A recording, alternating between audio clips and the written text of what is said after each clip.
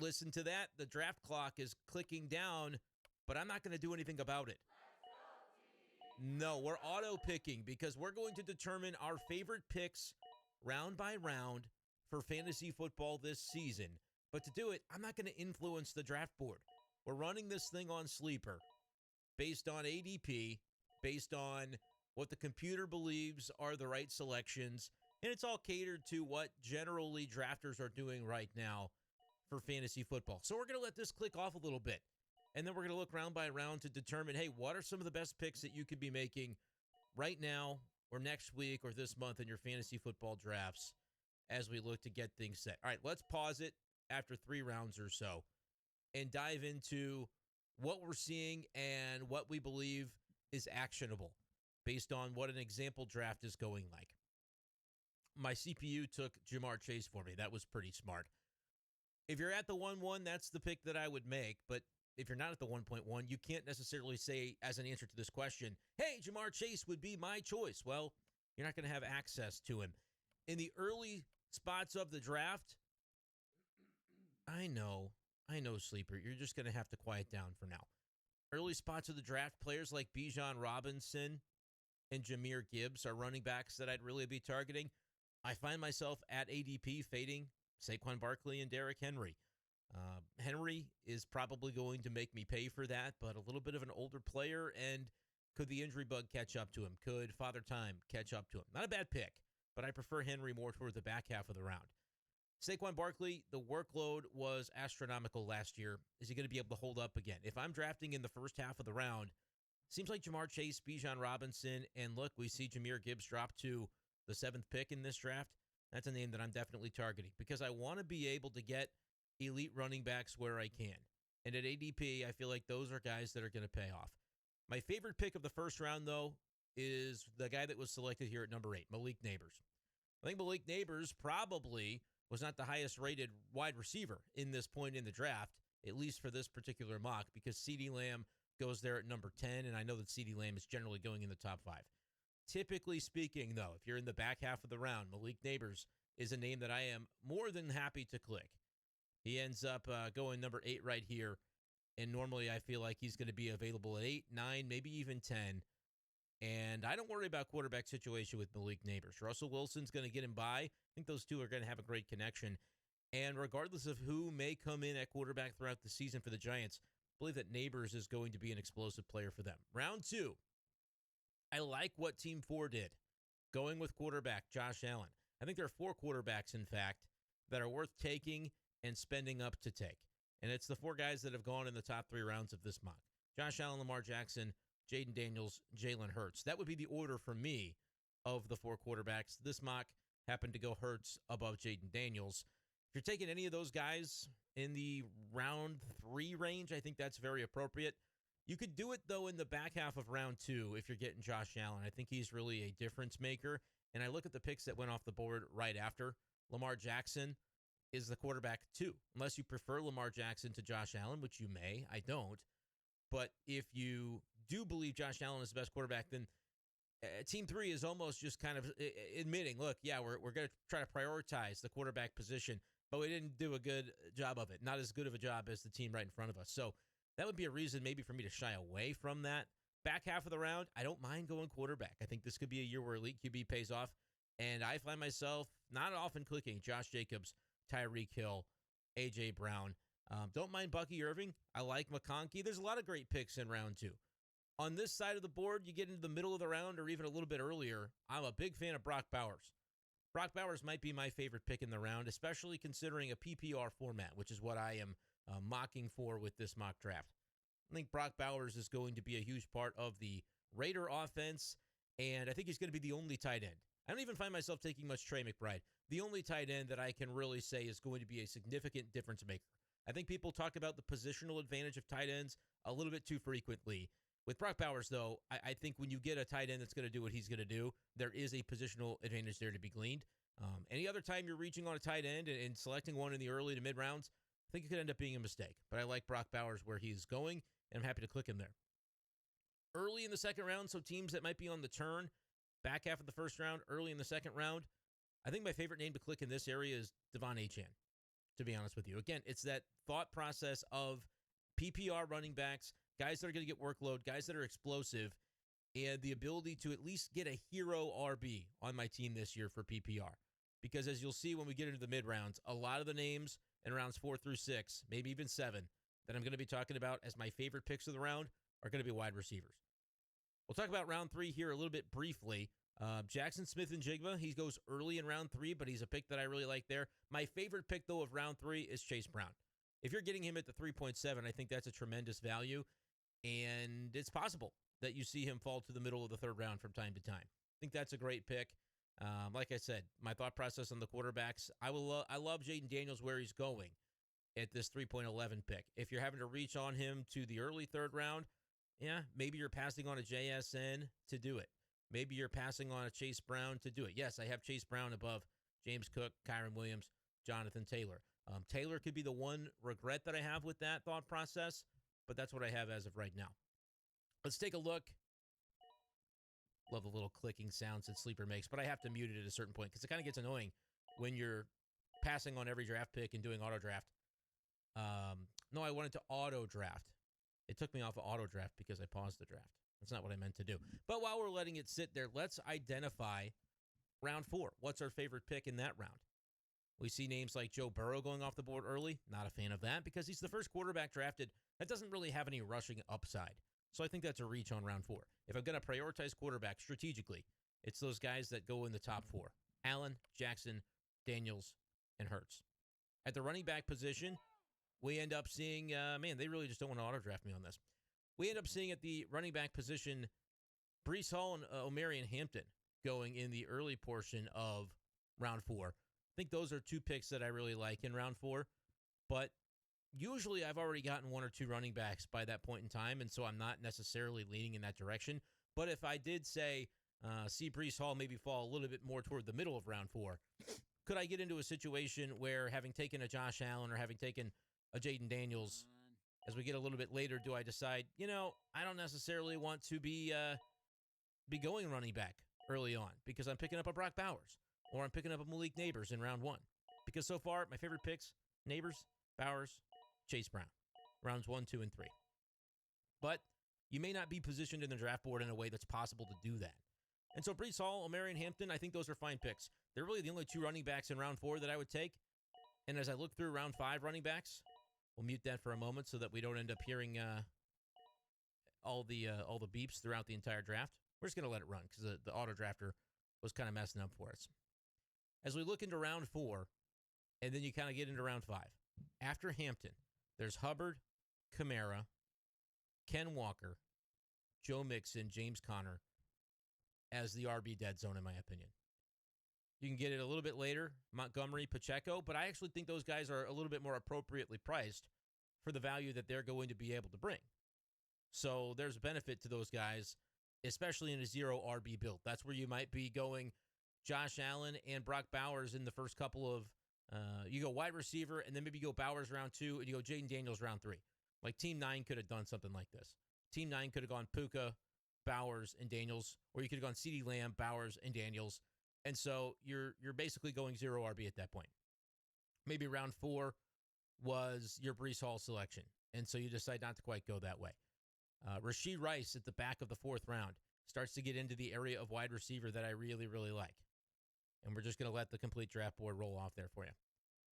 Rashee Rice, I think if you trust yourself as a fantasy manager, drafting him in the late 4th, early 5th could be a real advantage because you can get by 4 to 6 weeks without him, trusting that you're going to make the playoffs and at the end of it all, you're going to be better for it with your playoff lineup because you've got Rashee Rice in it.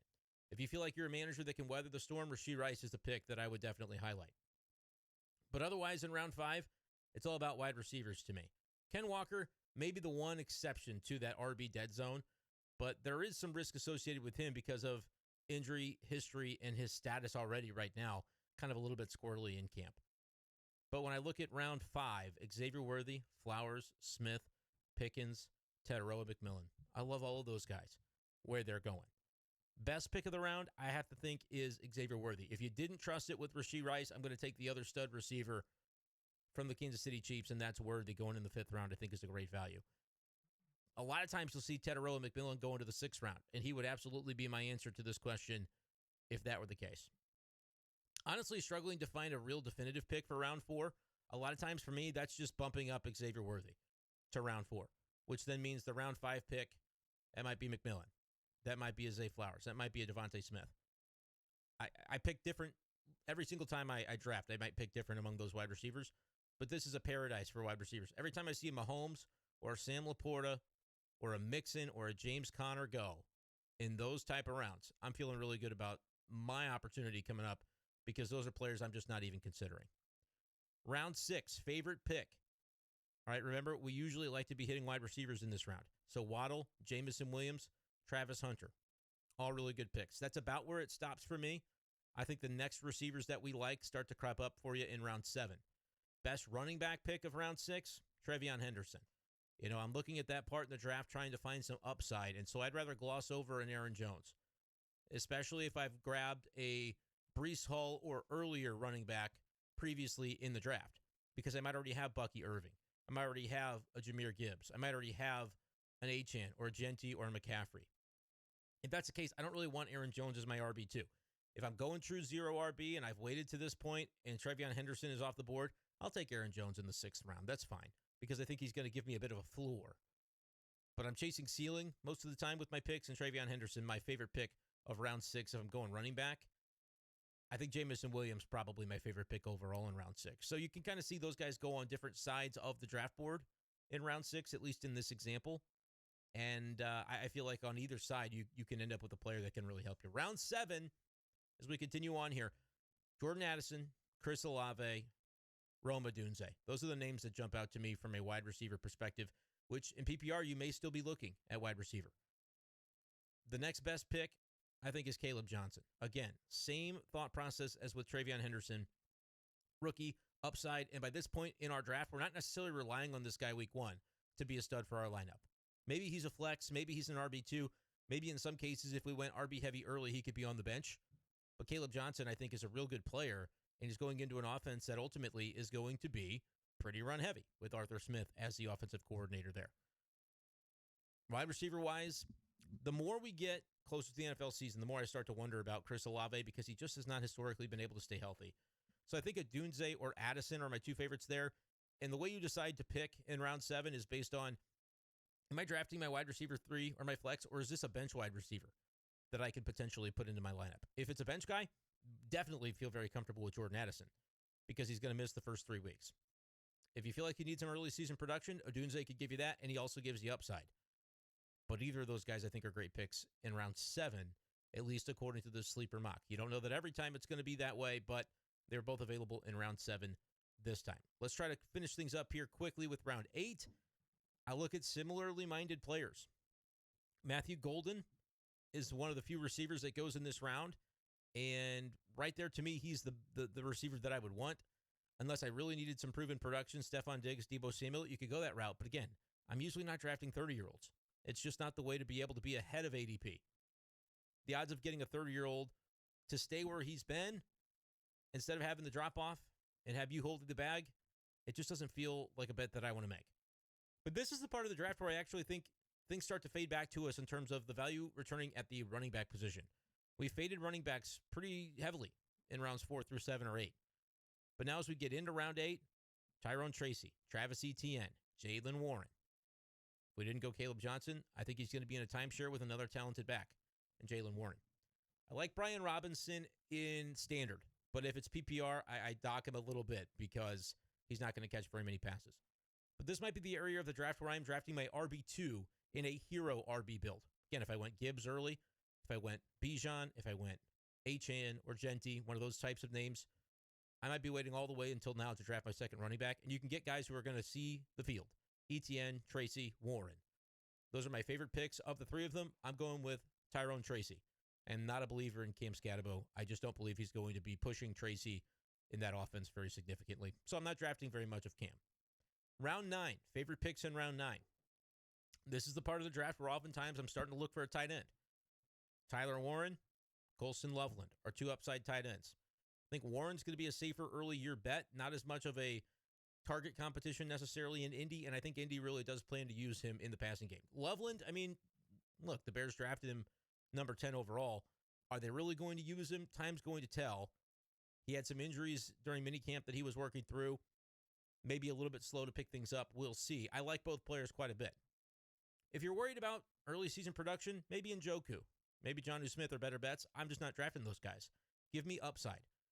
I'm always looking for the player that if I'm drafting in this range, I'm looking for him to exceed ADP, and next year he's a top 5 round pick. If I miss on those guys, great.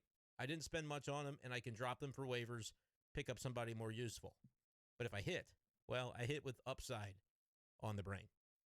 That's exactly the player that I would talk about at the wide receiver position from this round, and that's Emeka Egbuka. The fact that he's still going in the 9th and at times in the triple-digit pick in terms of past pick 100 is crazy to me. He's a player that I would love to get on teams if he continues going in the middle of the 9th. You can't rise him up too much up the draft boards because, again, early in the season, he may not be a big contributor. But he would be a great bench stash if you're talking about a 9th-round pick. Moving on to the 10th round, my favorite picks of the 10th round, names that jump out. If I still need a tight end, I think getting Kyle Pitts in a double-digit round in a Michael Penix passing offense that is going to throw the ball a lot, and they seem to have a good connection. Kyle Pitts would be a great answer for me to the tight end question if I'm waiting this long to do it. Looking elsewhere, Jaden Higgins, you want to go in with a rookie wide receiver, Keon Coleman. If you want to go in with a wide receiver that has some youth to him in a second-year scenario, those are 2 picks I really like.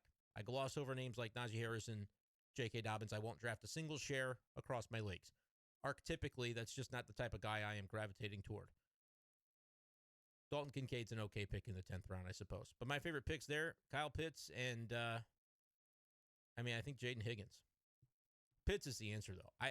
This is not me, falling for it again with Kyle Pitts, but the fact that he's going in a double-digit round tells you don't have to pay up very much to get him. And I think that I trust that the passing offense for the Falcons is going to throw the ball a good amount with Michael Penix. And he's the quarterback that can do it. We haven't named a quarterback yet. But look at round 11. That's a quarterback round to me. If you haven't resolved it just yet, if you didn't go for one of the top 4, you're waiting until now to do it. Stroud, Caleb Williams, Jordan Love, Drake May. All great picks in round 11. I don't mind Dak in round 10. But I think round 11 is a much better fit because we've picked up so much talent at other positions that we can now afford to say, hey, let's take an upside shot at quarterback.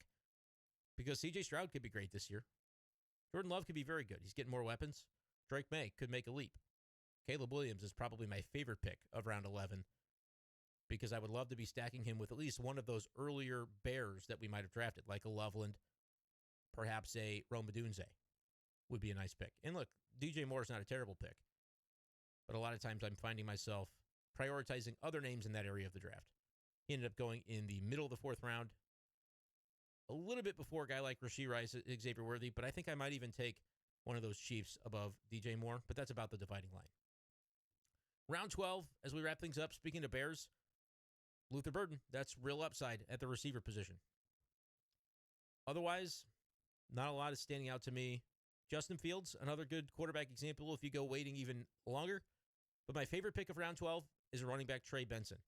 I think he's going to split time with James Conner, and I think he is on the ascent, whereas James Conner could be on the decline in terms of age-related scenario there, as he's just been in the league for a long time. And so I think the workload is going to be managed, and Trey Benson, I think, is a good player. So he's my favorite pick in round 12.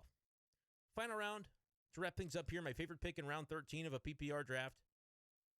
Not a lot of names that went crazy here. Some names that I feel like didn't get drafted are names like Braylon Allen that I might be taking over all these guys. Garendo would be a name that I would really like if he weren't dealing with an injury right now. But my favorite pick of the 13th round, maybe let's go with Bayshul Tuten. Drafted at the back half of the 13th round, and he's somebody that, he'll be behind Travis Etienne day one. He might be behind Tank Bigsby, but there could also be a trade there in Jacksonville. If that becomes a two-headed monster or Etienne is somehow moved, I feel like Tuten would be a great guy to not only stash on your bench, but be able to see early in the season if he might be able to contribute. So those are the types of players. You don't have to pick the exact names that I did for my favorite picks round by round. But the key is, are you gravitating toward an archetype of player that can help you? Realize I might be covering up some of the names there. Move myself so you can take a look at rounds 12 and 13. Bayshul Tuten there on the right side. I feel like that is sort of the way that I would look to go into a lot of these drafts. You can let me know in the comments below what you think and if my ideologies match up with yours or if you would approach it completely differently. Appreciate you guys for tuning in. We'll talk to you next time on the channel. Peace.